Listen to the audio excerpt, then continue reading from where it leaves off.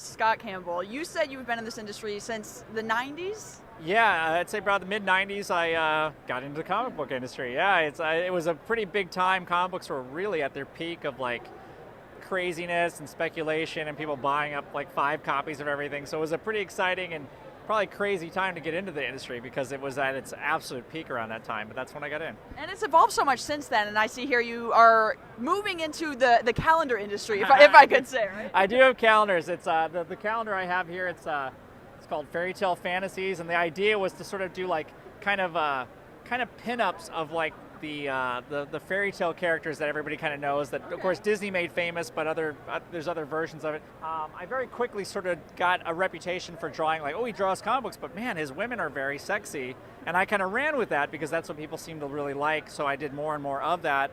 And so that was just a natural extension of sort of like what people sort of seem to enjoy. I've been very sort of known for drawing Spider-Man's girlfriend, Mary Jane, and these other characters that sort of like Black Cat. So I just kind of like, that's just kind of my calling card. So people seem to really respond to that. So now, even though I'm in the comic book industry, I kind of am more excited about branding and just sort of like, what else can I do with these images that I create that sort of exceeds and kind of goes beyond comic books. What do you think about the future?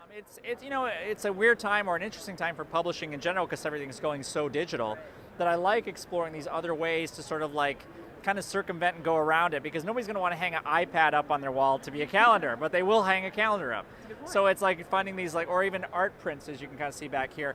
It's like the idea of finding ways to get the artwork so it still stays true to being basically a non-digital item. That's not to say I'm afraid of digital, but it's just like guys like me, it's sort of about, to kind of keep it going, you have to sort of find other avenues and sort of and be sort of open-minded and always keeping your eye on how do you keep the artwork out there besides it just all going digital.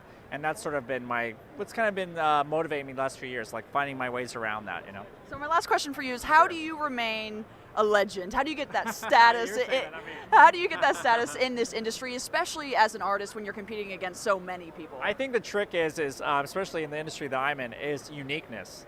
Like anything, like music, or like if you don't have a unique presence, unique voice, one of the best compliments I still get pretty steadily to this day from various fans is, oh, I knew that was your work from across the room. I didn't even have to see your signature on it. And that's the best possible compliment, because that means my style is that unique and recognizable that it's a commodity in and of itself. And that's what these publishers come to me for. If there's somebody else they can get that same look from, I suddenly become less desirable in their eyes.